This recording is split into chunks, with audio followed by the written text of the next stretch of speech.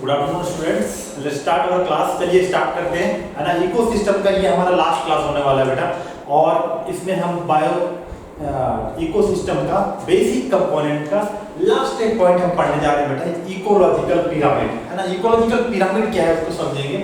आप food chain देखें, अब फूड चेन में अगर जो फूड चेन में जो पोजीशन है बेटा ट्रॉफिक लेवल में, कौन है ट्रॉफिक लेवल में कौन है, उसको अगर आप एक पिरामिड, एक रिप्रेजेंट ग्राफिकल रिप्रेजेंटेशन के फॉर्म में अरेंज करते हैं, then it takes a shape of pyramid.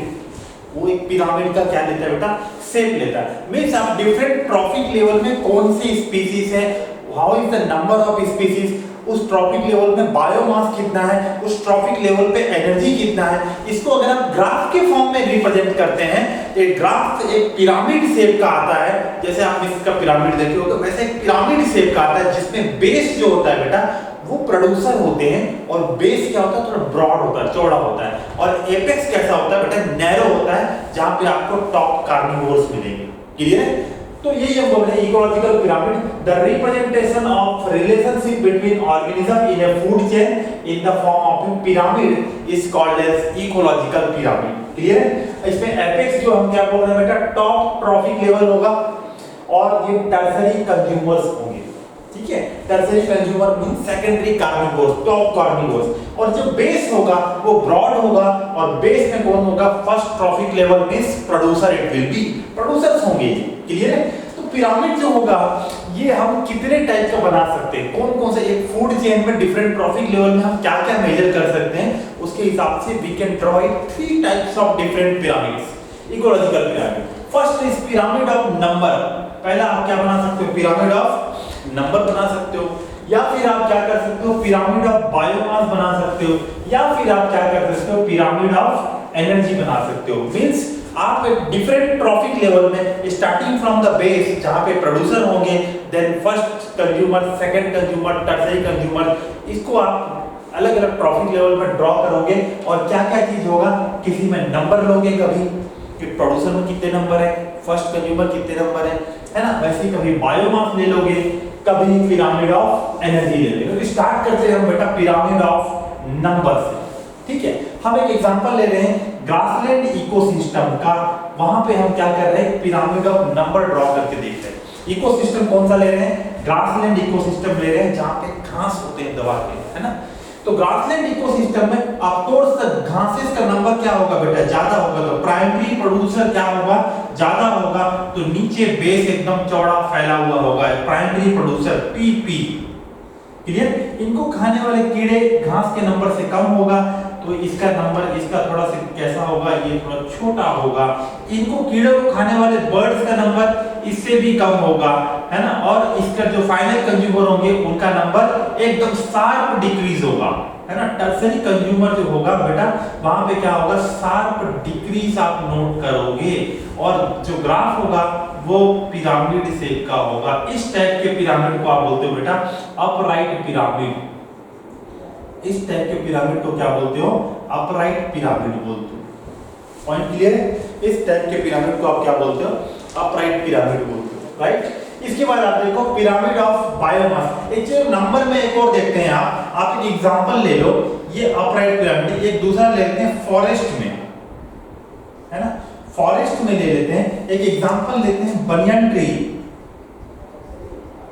Banyan tree मतलब आपका जो बरगद का पेड़ है बेटा, बनियन ट्री में आप देखो एक बनियन ट्री है, उसके बाद वहां आप घास का नंबर देखो, ठीक है। या फिर बनियन ट्री में आप, बनियन ट्री में रहने वाले जो insects which are feeding on banyan tree, उनका नंबर क्या बनियन ट्री से ज्यादा होगा? हाँ बिल्कुल ज्यादा होगा। इंसेक्ट में रहने वाले जो इंसेक्ट्स, क्या बनियन ट्री में जो रहने वाले जो इंसेक्ट्स हैं बेटा, क्या उनका नंबर ज्यादा नहीं होगा? बनियन ट्री एक ही है, बड़ा सा है, but number of insects feeding on the banyan tree is more.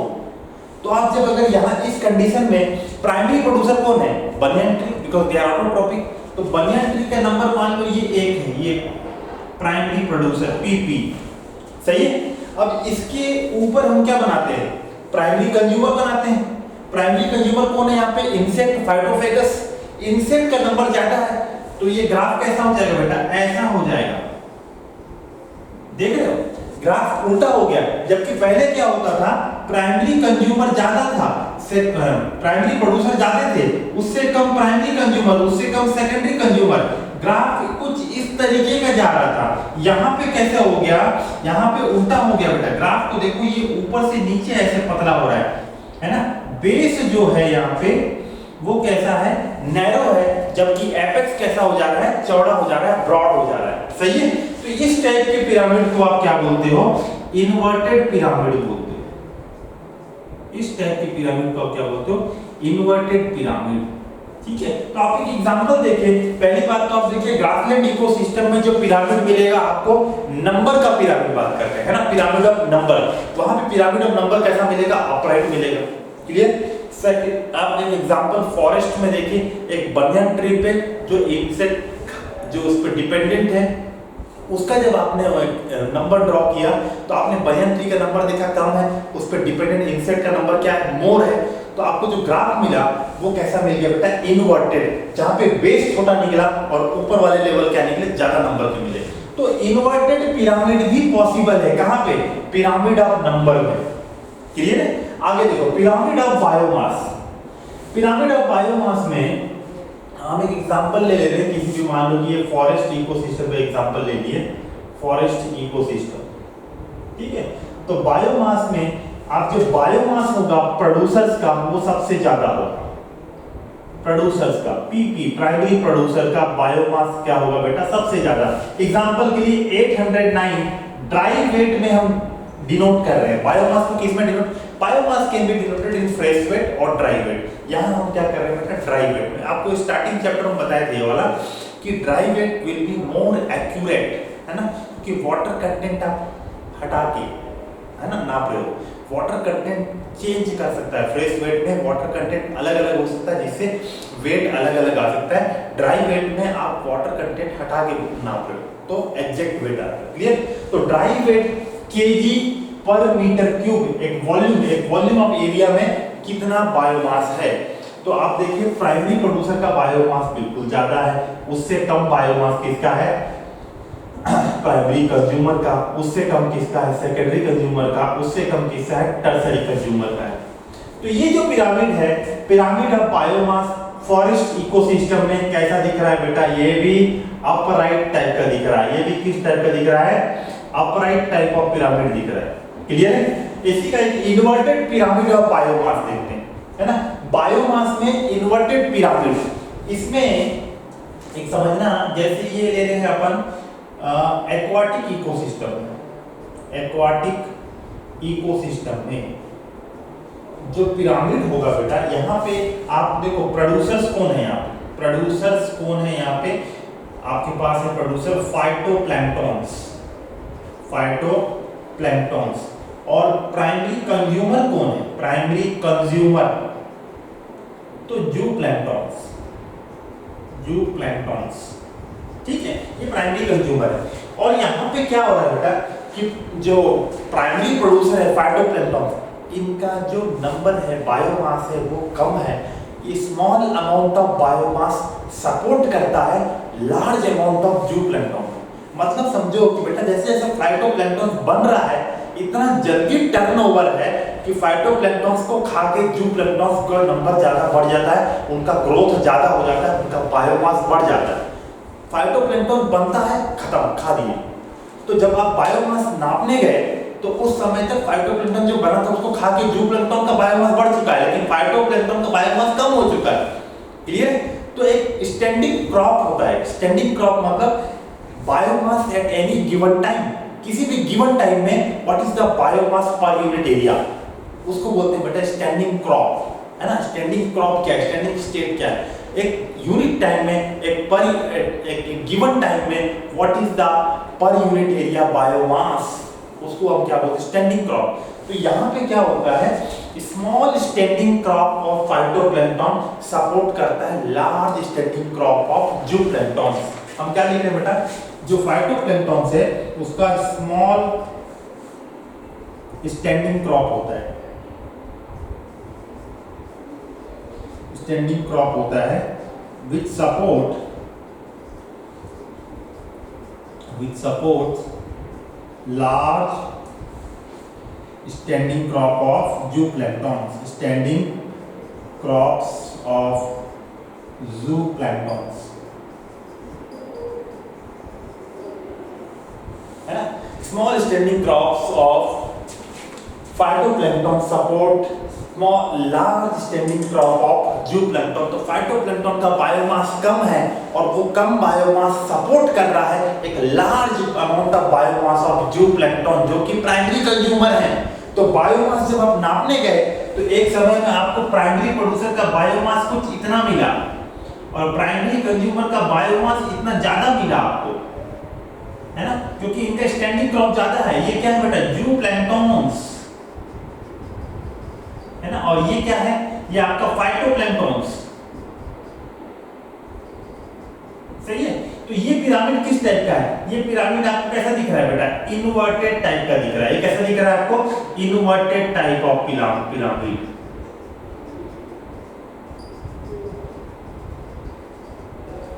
सही है।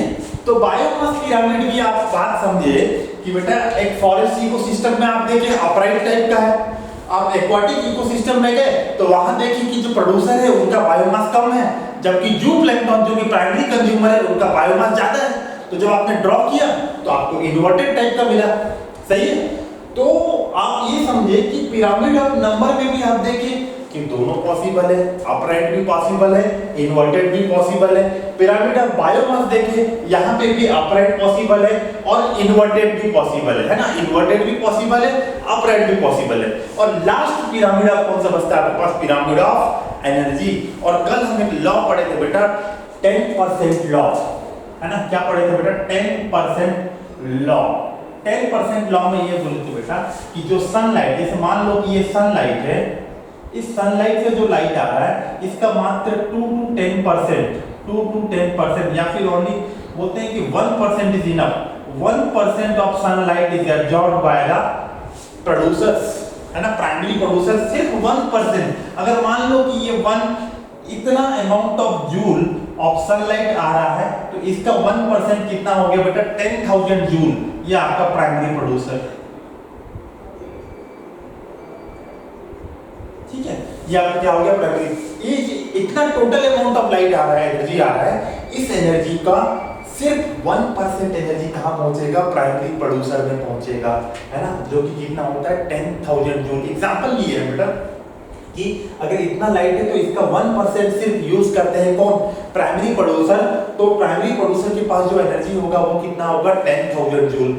अब प्राइमरी प्रोड्यूसर से प्राइमरी कंज्यूमर इसके पास जाएगा, प्राइमरी कंज्यूमर से किसके पास जाएगा, सेकेंडरी कंज्यूमर, सेकेंडरी कंज्यूमर से किसके पास जाएगा, टर्सरी कंज्यूमर। और आपको कल बताए थे कि ये जो एनर्जी है वो 10% लॉ के हिसाब से चलता है। दैट इज जो एनर्जी प्राइमरी प्रोड्यूसर के पास है उसका सिर्फ 10% एनर्जी ट्रांसफर होगा अगले ट्रॉफिक लेवल पे, है ना, नेक्स्ट ट्रॉफिक लेवल पे it is only 10% of energy which is transferred to the next level. Next level पे बेटा सिर्फ 10% ट्रांसफर होता है। तो 10,000 जूल का 1000 जूल, 1000 जूल का 100 जूल, 100 जूल का पास होगा कितना, 10 जूल, कहां पे, टर्सरी कंज्यूमर तक, क्लियर है। इसके और ऊपर होता तो कितना होता, 1 जूल, सही है। सिर्फ 10% एनर्जी क्या होता है, ट्रांसफर होता है, और ये नियम है।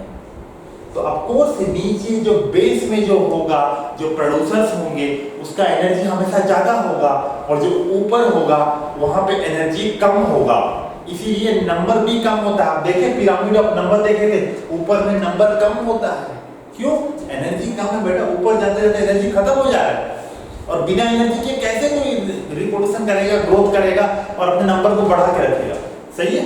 तो कम नंबर होता है बिकॉज लार्ज नंबर ऑफ उसकी नीचे जो सेकेंडरी कंज्यूमर होगी उनमें वो फीड करते हैं, इनका नंबर कम है, इस पे ये फीड करेंगे, ऐसे ही इनको 10% एनर्जी मिलने वाला है, तो ये इनका नंबर भी क्या होता है, कम होता है। ज्यादा नंबर होगा तो इनको बिल्कुल भी एनर्जी नहीं मिलेगा।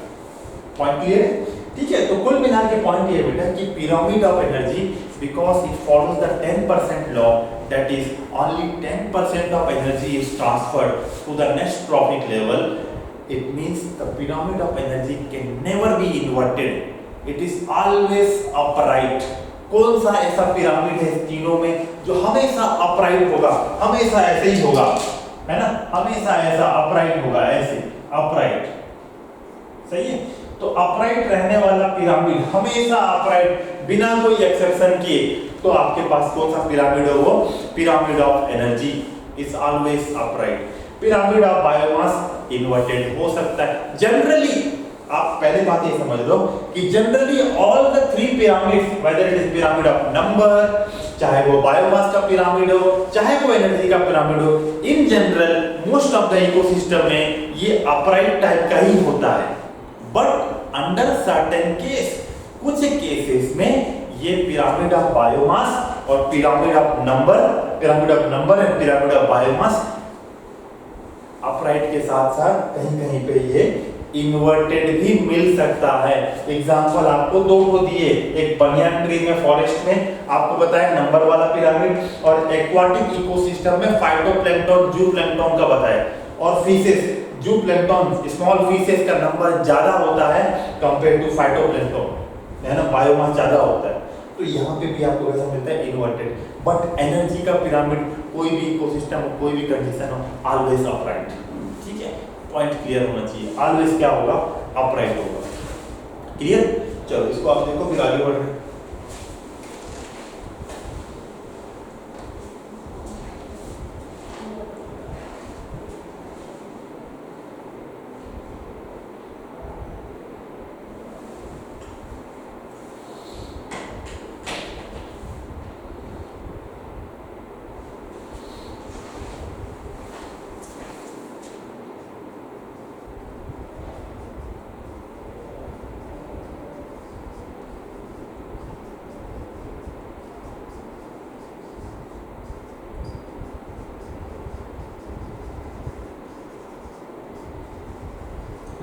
ये एग्जांपल आप जो ये फॉरेस्ट में इकोसिस्टम में बनियान ट्री का देख रहे हैं, insect feeding on a big tree like banyan tree. यहाँ पे इंसेक्ट का नंबर ज्यादा होता है प्राइमरी कंज्यूमर का, जबकि बेस में ट्री का नंबर जो है क्या होगा, वो कम होगा। इसीलिए ये पिरामिड कैसा था, इन्वर्टेड का। तो ये एक एग्जांपल है ना, और एक एग्जांपल है एक्वाटिक इकोसिस्टम का जहाँ पे इन्वर्टेड। तो ये दो इन्वर्टेड के एग्जांपल आपको याद रखना, सही।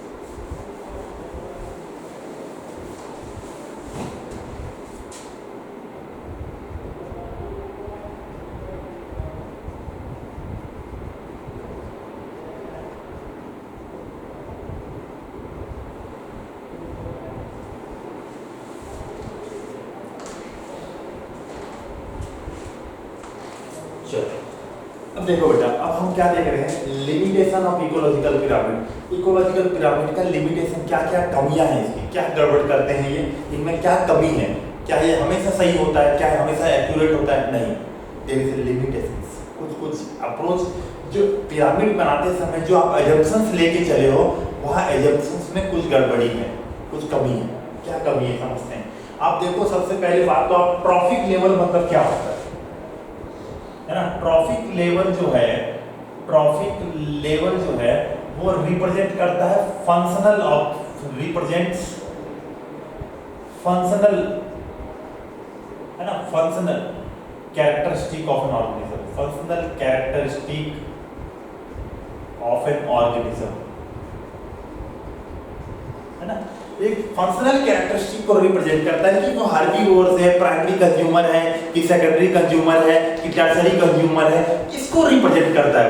वो ये रिप्रेजेंट नहीं करता है कि ये स्पीसीज फर्स्ट ट्रॉफिक लेवल में ही आएगा, ये स्पीसीज सेकंड ट्रॉफिक लेवल में ही आएगा।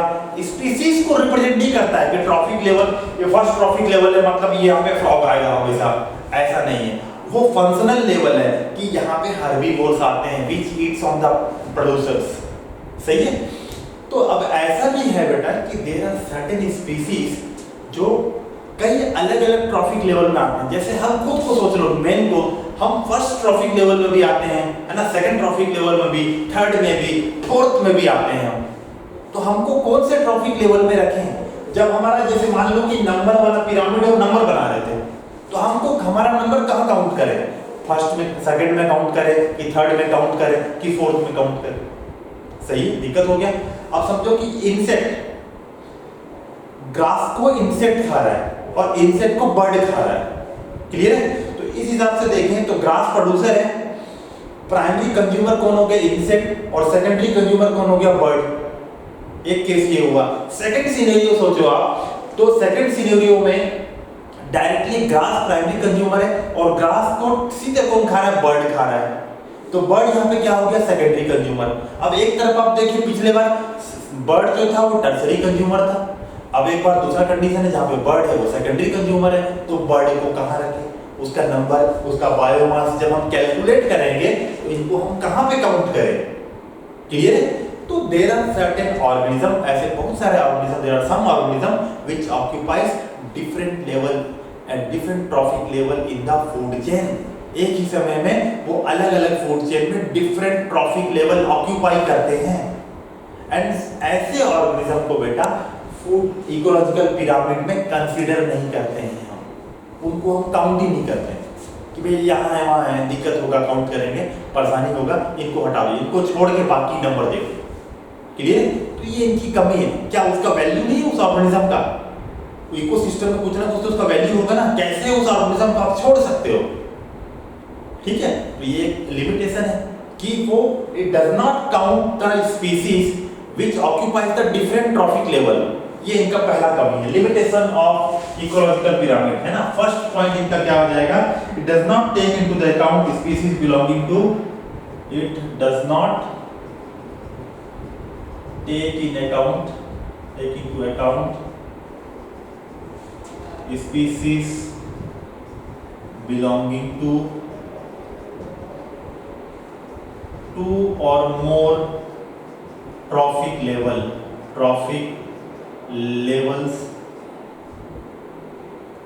in the food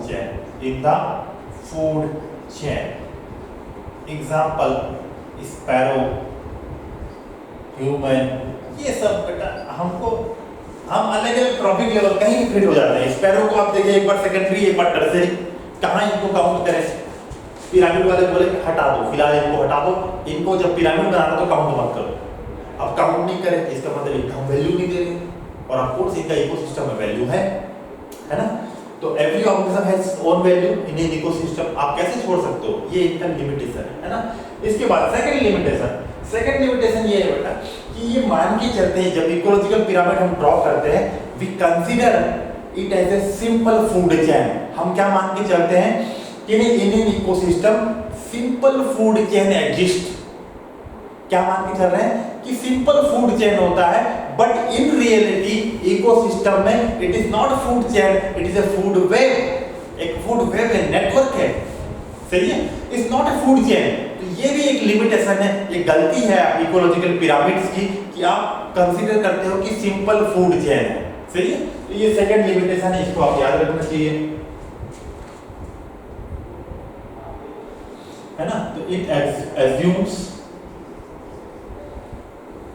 simple food chain to draw ecological pyramids. However, in reality, food chain never exists. Exist ही नहीं करता है. It is food web which exists. It is food web which exists. ठीक है। और तीसरा limitation क्या है बेटा? तीसरा लिमिटेशन ये है कि जो सैप्रोफाइट्स हैं, जो सैप्रोफाइट डीकंपोजिशन, आप देखिए टेरेस्ट्रियल इकोसिस्टम में आपको बोले थे हम बेटा कि टेट्रीवोरस डेट्राइटस फूड चेन डीएफसी ज्यादा इंपॉर्टेंट है, बोला था आपको, है ना। और डेट्राइटस पे कौन ईट करता है, कौन खाता है उसको? डीकंपोजर्स, जैसे कि फंजाई, बैक्टीरिया, है ना, फिलामेंटस, ये सब चीजें, बैक्टीरिया, फंजाई, स्पेशली अर्थवॉर्म। ये जो सैप्रोफाइट्स हैं, ये जो डेट्रीवोरस है, ये कैसे होते हैं? Saprophytes, right? जो डेड एंड डिकेइंग मटेरियल पे ईट करते हैं उनको हम क्या बोलते हैं? सैप्रोफाइट्स। और सैप्रोफाइट्स को हमने इकोलॉजिकल पिरामिड में कंसीडर ही नहीं किया, काउंट ही नहीं किया है, इंक्लूड ही नहीं किया है हमको। और सोचो कि बिना डीएफसी के डेट्राइटिस फूड चेन ज्यादा इंपॉर्टेंट है टेरेस्ट्रियल इकोसिस्टम, और उसको हम काउंट ही नहीं कर रहे। And this is one of the biggest mistake. Ecological pyramid का ये सबसे बड़ा मिस्टेक है कि saprophytes are not included in the construction of ecological pyramid. However saprophytes plays a very important role in the ecosystem. Even then, it is not being included in the food chain. And this is the one of the biggest limitation of an ecological pyramid. है ना? लिखेंगे कि saprophytes are not included in the ecological pyramids, है ना?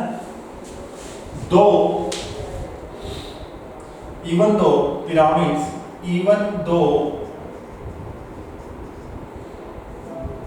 they play a vital role in the ecosystem, है ना? Even though they play a vital role in the ecosystem, they will be not included in the ecological pyramid. So these are the three limitation of ecological pyramid. तीन ecological type के pyramid है, तीनों के बारे में आपने detail में पढ़ा कि क्या कब अपराइट होगा, कब इन्वर्टेड होगा, कौन सा पिरामिड है जो हमेशा अपराइट होगा। उसके बाद आपने समझा कि लिमिटेशन क्या है। तो लिमिटेशन में आपने पहला लिमिटेशन ये देखा कि देयर आर सर्टेन स्पीशीज, कि बहुत सारे ऐसे स्पीशीज हैं बेटा which occupies different trophic level in the food chain, and such species which occupies different trophic level, 2 or more trophic level same time, they are not included in the pyramid. Wrong है, गलत है। आप कैसे किसी organism का value नहीं करोगे, है ना? सेकंड पॉइंट, इट एज्यूम्स कि जो फूड चेन है it is a simple food chain, कि गाय खाता है और गाय इसको ये खा लेता है, सॉरी घास को गाय खाता है और गाय को शेर खा लेता है, और हिरण, ये लाइन सिंपल, इतना सिंपल नहीं है। इंसेक्ट भी खा रहा है, बर्ड भी खा रहा है घास को, कभी इंसेक्ट खा रहा है, इंसेक्ट को कोई बर्ड खा रहा है ना? तो बहुत इससे कॉम्प्लेक्स फूड चेन, क्लियर है? उसके अलावा लास्ट में saprophytes which are very important in the detritus food chain, decomposers, saprophytes, fungi, bacteria are not included in the food chain, are not included in the ecological pyramid, and they will not be considered, उनको value नहीं किए हैं, हटो, जरूरत नहीं है तुम्हारा। और इनके बिना तो सब खत्म, ये नहीं होंगे तो कचरों का अंबार होगा, है ना? अर्थ पूरा कचरों का अंबार होगा। डिकम्पोजिशन कौन कर रहा है? यही तो डिकम्पोजिशन कर रहे हैं, तभी तो कचरे गायब होते रहते हैं, नहीं तो इकट्ठा होकर पड़े रह जाते हैं, क्लियर है? और इनको आपने इंक्लूड ही नहीं किया, ये biggest mistake of the ecological pyramids. So this is overall about the ecological pyramid, जो पूरा आप देखे, है ना? और इसी के साथ इसके आगे बेटा इसी चैप्टर में पहले एनसीईआरटी में इकोलॉजिकल सक्सेशन बोल के हुआ करता था कि कैसे एक बेयर लैंड में, कैसे खुले पानी में, कैसे एक तालाब में इकोसिस्टम बनता है, कैसे एक इकोसिस्टम बेयर लैंड में, पत्थर में, रॉक में बनता है। वो एक सक्सेशन बोल के पोर्शन था जो अभी इस साल नीट के सिलेबस से एनसीईआरटी से डिलीट कर दिया गया है, हटा दिया गया है, तो वो हम कवर भी नहीं कर रहे। अभी फिलहाल नया एनसीईआरटी के हिसाब से आपको लास्ट लाइन यही दिया हुआ है, vital role in the ecosystem, ये लास्ट लाइन आपका नया एनसीईआरटी का। और इसी के साथ आपका ये इकोसिस्टम चैप्टर हुआ खत्म। और लास्ट चैप्टर हमारे पास बचा है 12th क्लास में, बायोडायवर्सिटी एंड कंजर्वेशन। हम मंडे स्टार्ट करेंगे और soon with in the next week will finish that chapter also in 3 to 4 days। ठीक है, thank you for today's class, all the best for tomorrow's exam. Let's meet tomorrow, let's meet on Monday. ठीक है, thank you.